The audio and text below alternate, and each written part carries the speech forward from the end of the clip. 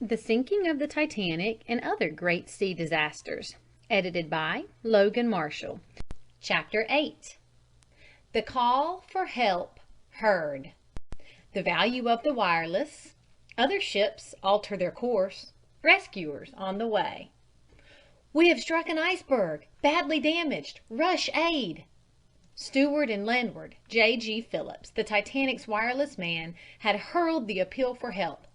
By fits and starts, for the wireless was working unevenly and blurringly, Phillips reached out to the world, crying the Titanic's peril. A word or two, scattered phrases, now and then a connected sentence, made up the message that sent a thrill of apprehension for 1,000 miles east, west, and south of the doomed liner.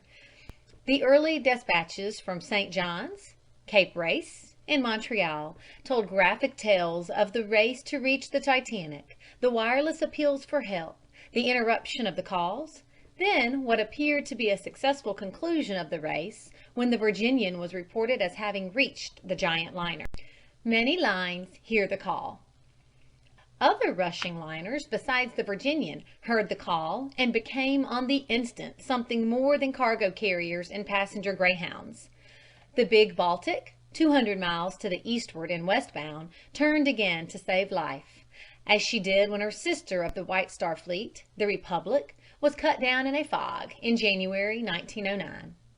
The Titanic's mate, the Olympic, the mightiest of the seagoers save the Titanic herself, turned in her tracks.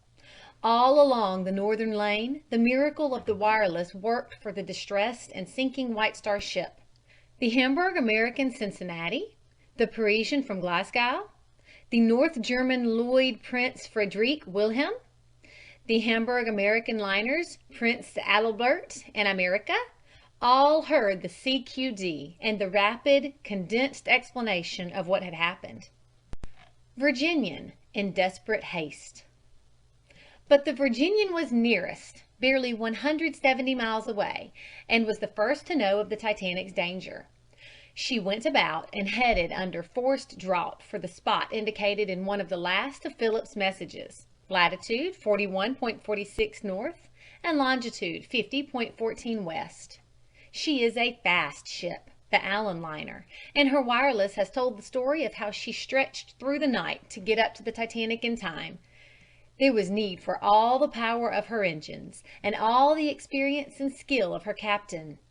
The final fluttering marconograms that were released from the Titanic made it certain that the great ship, with 2,340 souls aboard, was filling and in desperate peril. Further out at sea was the Cunarder, Carpathia, which left New York for the Mediterranean on April 13th. Round she went and plunged back westward to take a hand in saving life. And the third steamship within short sailing of the Titanic was the Allen liner Parisian, away to the eastward, on her way from Glasgow to Halifax.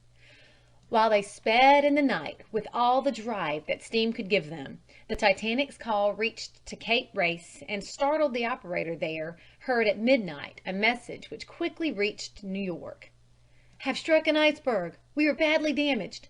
Titanic latitude 41.46 north, 50.14 west." Cape Race threw the appeal broadcast wherever his apparatus could carry. Then for hours, while the world waited for a crumb of news as to the safety of the great ship's people, not one thing more was known save that she was drifting, broken and helpless, and alone in the midst of a waste of ice. And it was not until 17 hours after the Titanic had sunk that the words came out of the air as to her fate. There was a confusion and tangle of messages, a jumble of rumors. Good tidings were trodden upon by evil, and no man knew clearly what was taking place in that stretch of waters where the giant icebergs were making a mock of all that the world knew best in shipbuilding. Titanic sent out no more news.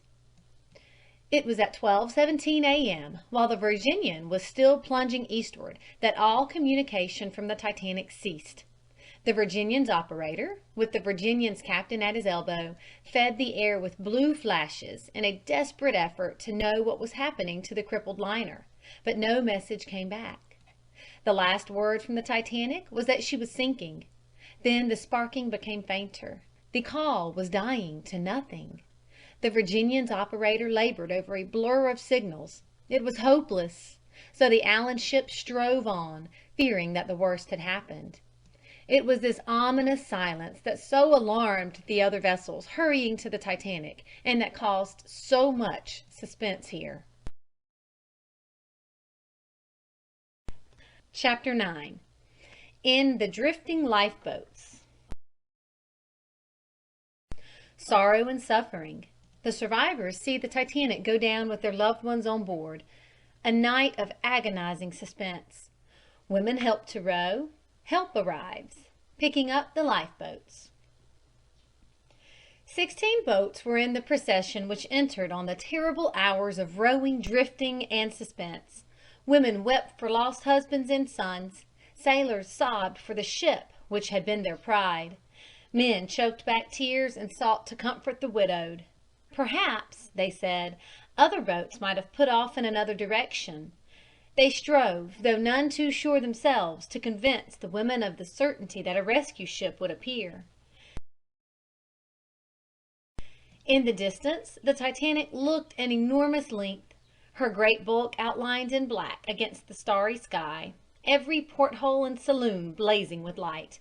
It was impossible to think anything could be wrong with such a leviathan, were it not for the ominous tilt downward in the bows, where the water was now up to the lowest row of portholes.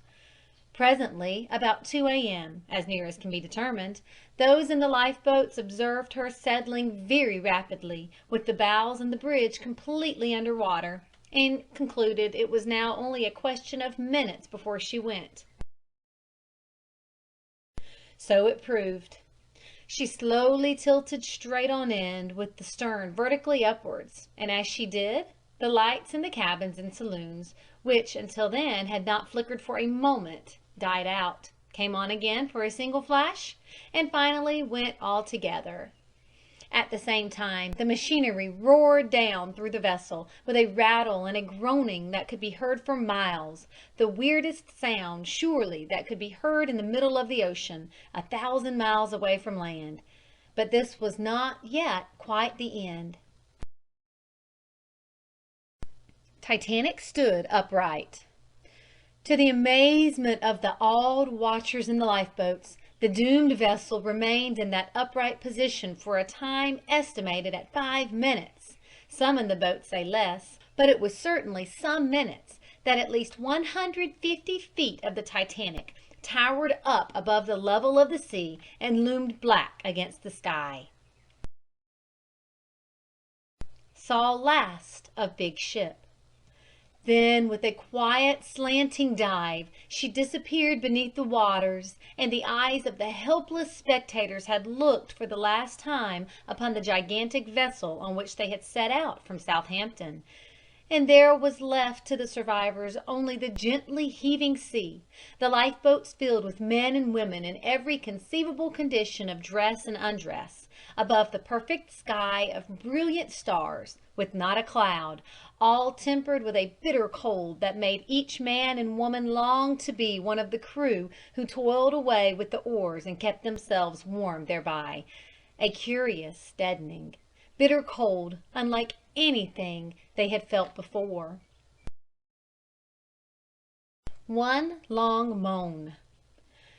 And then with all these there fell on the ear the most appalling noise that a human being has ever listened to. The cries of hundreds of fellow beings struggling in the icy cold water, crying out for help with a cry that could not be answered. Third Officer Herbert John Pittman, in charge of one of the boats, described this cry of agony in his testimony before the Senatorial Investigating Committee under the questioning of Senator Smith. "I heard no cries of distress until after the ship went down," he said. "How far away were the cries from your lifeboat?" "Several hundred yards, probably, some of them." "Describe the screams." "Don't, sir, please. I'd rather not talk about it." "I'm sorry to press it, but what was it like? Were the screams spasmodic?" "It was one long continuous moan." The witness said the moans and cries continued an hour. Those in the lifeboats longed to return and pick up some of the poor drowning souls, but they feared this would mean swamping the boats and a further loss of life. Some of the men tried to sing to keep the women from hearing the cries, and rowed hard to get away from the scene of the wreck. But the memory of those sounds will be one of the things the rescued will find it hard to forget. The waiting sufferers kept a lookout for lights, and several times it was shouted that steamers' lights were seen, but they turned out to either be a light from another boat or a star low down on the horizon. It was hard to keep up hope.